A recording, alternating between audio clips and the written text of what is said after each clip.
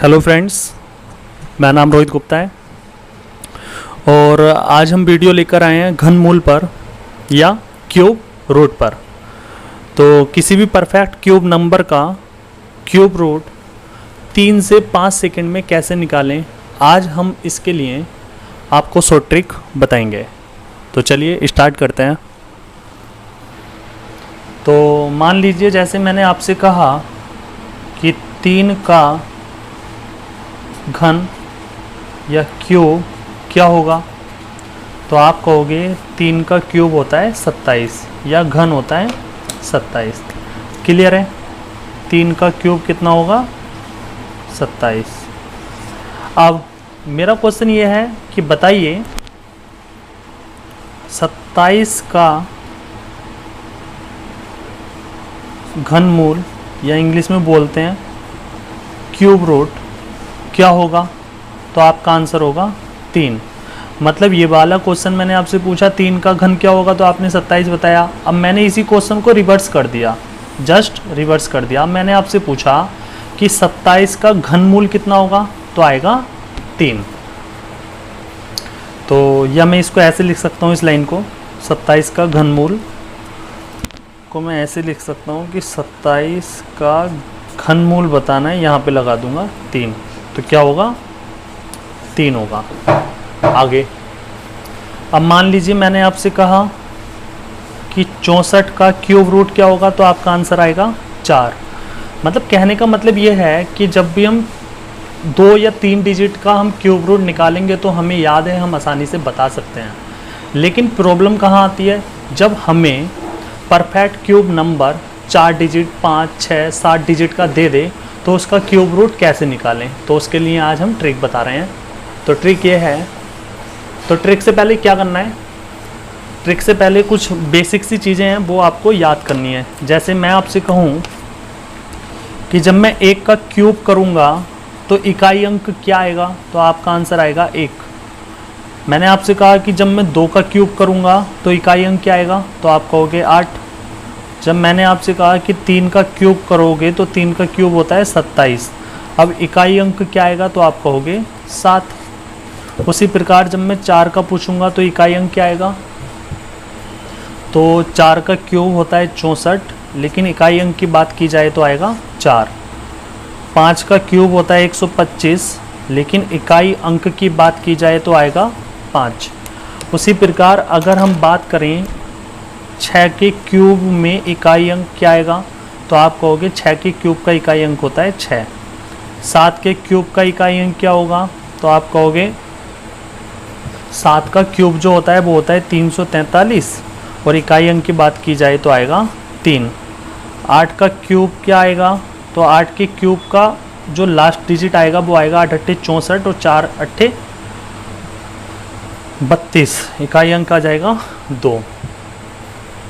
अगर बात की जाए 9 के क्यूब की, 9 के क्यूब में इकाई अंक की, तो आएगा इकाई अंक हमारा 9।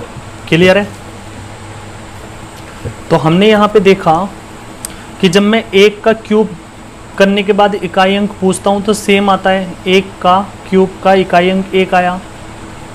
अगर मैं बात करूँ 4 की, तो 4 के क्यूब करने के बाद जो इकाई अंक आया वो भी 4 आया, सेम आया। अगर मैं बात करूं 5 की, तो 5 का क्यूब करने के बाद जो इकाई अंक आया वो भी 5 आया, सेम आया। अगर मैं बात करूं 6 की, तो 6 का भी सेम आया बस, और 9 का भी सेम आया। तो यहाँ पे सेम किस किस का आया, तो आप कहोगे 1 का आया, 4 का, 5 6 और 9। इनका इकाई अंक क्या आया, सेम आया। जब इन संख्याओं का जब मैं क्यूब करूँगा तो इनका इकाई अंक क्या आएगा, सेम आएगा। क्लियर है? लेकिन जब मैंने 2 का क्यूब किया तो इकाई अंक क्या आया, 8 आया। जब मैंने 8 का क्यूब किया तो इकाई अंक क्या आया, 2 आया। जब मैंने 3 का क्यूब किया तो इकाई अंक क्या आया, 7 आया। लेकिन जब मैंने 7 का क्यूब किया तो इकाई अंक क्या आया, 3 आया। इन दोनों का योगफल 10, इन दोनों का योगफल 10। तो हम बता सकते हैं हमारी 9 संख्याओं में 5 संख्याएं तो ऐसी हैं जब हम इनका क्यूब करेंगे तो इनका इकाई अंक सेम आएगा, और 4 संख्याएं ऐसी हैं जिनका इकाई अंक एक दूसरे के जस्ट अपोजिट आएगा। जैसे मैंने 2 का पूछा तो इकाई अंक 8 आ गया, 8 का पूछा तो इकाई अंक 2 आ गया। उसी प्रकार 3 का पूछा तो 7 आ गया, और 7 का पूछा तो 3 आ गया, और इन दोनों का योगफल है 10। अब मैं आपसे पूछूं, बताइए 3 का जब मैं इस वर्ग करूंगा तो उसका इकाई अंक क्या आएगा? तो आप कहोगे 10 में से 3 घटा दो 7 आएगा।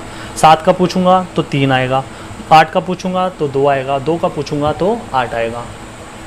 अब मान लीजिए यहाँ पे कोई संख्याएं हैं और मुझे क्यूब रूट बताना है, और यहाँ पे 1, 4, 5, 6, 9 में कोई भी संख्याएं हैं, मान लीजिए 1 हो तो इकाई अंक क्या आएगा? जब मैं क्यूब रूट निकालूंगा तो आएगा 1। अगर यहाँ पे 4 हुआ और जब मैं इस संख्या का क्यूब रूट निकालूंगा तो भी इकाई अंक क्या आएगा? 4। अगर यहाँ पे 9 हुआ तो भी इकाई अंक क्या आएगा? 9। अगर यहाँ पे 5 हुआ तो भी इकाई अंक आएगा 5। यहाँ पे 6 हुआ तो इकाई अंक क्या आएगा? 6। तो ये 5 संख्याएं तो वो हैं, जब मैं इन संख्याओं का क्यूब करूंगा तो इकाई अंक सेम आएगा, और इन संख्याओं का क्यूब रूट करूंगा तो भी इकाई अंक सेम आएगा। लेकिन ये 4 संख्याएं हैं डिफरेंट। मान लीजिए यहाँ पे कोई संख्या है और इकाई अंक यहाँ पे है 2, और मुझे इस संख्या का क्यूब रूट निकालना है, तो इकाई अंक आएगा 8। यहाँ पे कोई संख्या है और यहाँ पे अंत में जो अंतिम अंक है, यूनिट डिजिट है, वो है 8, और जब मैं इसका क्यूब रूट निकालूंगा तो इकाई अंक आएगा 2।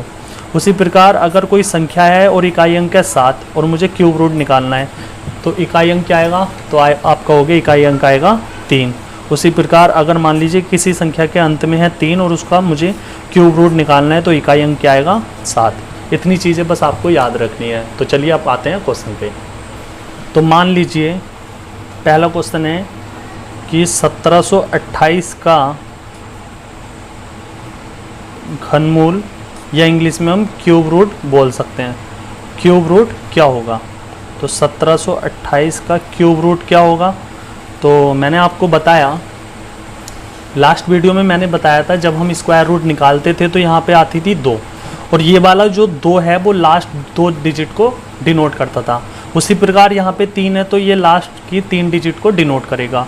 तो लास्ट की 3 डिजिट क्या है? 728। अब 728 में अंतिम अंक क्या है? तो आप कहोगे 8। जब इस संख्या का अंतिम अंक 8 है और जब मैं इसका क्यूब रूट निकालूंगा तो इसका अंतिम अंक क्या आएगा? तो आप कहोगे 2। भाई अब मैंने बताया ना, यहाँ पे किसी भी संख्या का अंतिम अंक 8 है और उसका आप क्यूब रूट निकालोगे तो इकाई अंक क्या आएगा? तो आप कहोगे 2। उसी प्रकार इकाई अंक यहाँ पे क्या आएगा? 2। तो इन 3 संख्याओं का तो काम हो गया फिनिश। अब यहाँ पे क्या रह गया? 1। यहाँ पे क्या रह गया? 1। अब मुझे यहाँ पे एक ऐसी संख्या ढूंढनी है जिसका मैं क्यूब करूं या घन करूं तो वो या तो 1 हो या 1 से कम हो, मतलब ज़्यादा ना हो। तो आप कहोगे वो संख्या तो सिर्फ और सिर्फ 1 है। जब 1 का क्यूब करूंगा मैं तो 1 ही आएगा जो 1 के बराबर है, क्योंकि ज़्यादा तो है नहीं और ज़्यादा मुझे लेनी भी नहीं है। तो हमारा जो 1728 का जो क्यूब आएगा वो क्यूब रूट आएगा वो कितना आएगा? 12 आएगा। क्लियर है? मान लीजिए मैं आपसे कहूँ 9261 का क्यूब निकालिए, क्यूब रूट निकालिए, घन मूल निकालिए, तो क्या आएगा? तो यहाँ पे हम कहेंगे 9261 का क्यूब रूट निकालेंगे जब हम, तो क्यूब रूट के लिए ऐसे लग जाता है, और ये वाला 3 जो होता है ये लास्ट की 3 डिजिट को डिनोट करता है। तो लास्ट की 3 डिजिट जो है वो क्या है? 261। अब जब इस संख्या का मैं क्यूब रूट निकालूंगा तो इकाई अंक क्या आएगा? तो आप कहोगे 1 का तो सेम ही आता है। 1 का तो 1 मैंने यहाँ पे बताया ना भाई, मैंने यहाँ पे बताया 1, 4, 5, 6, 9। जब ये इकाई अंक होंगे और जब मैं इन संख्याओं का क्यूब रूट निकालूंगा तो सेम ही आता है इकाई अंक। तो 1 का तो 1 ही आएगा। तो इन 3 संख्याओं का काम हो गया फिनिश। अब यहाँ पे क्या रह गया? 9। अब मुझे इसके 9 के नज़दीक में इससे छोटी हो या इसके बराबर हो एक ऐसी संख्या लेनी है जिसका मैं क्यूब करूं तो वो 9 के बराबर हो या 9 से छोटी हो। तो आप कहोगे वो संख्या है 2। जब मैं 2 का क्यूब करूंगा तो आएगा 8 जो 9 से छोटा है, तो यहाँ पे ले लूँगा मैं 2। तो ये वाला जो इसका जो इस 9261 का जो घनमूल होगा वो कितना होगा? 61 होगा। क्लियर है? नेक्स्ट क्वेश्चन क्या है? तो नेक्स्ट क्वेश्चन में लिया है मैंने 117649, और इसका क्या बताना है? इसका बताना है घनमूल।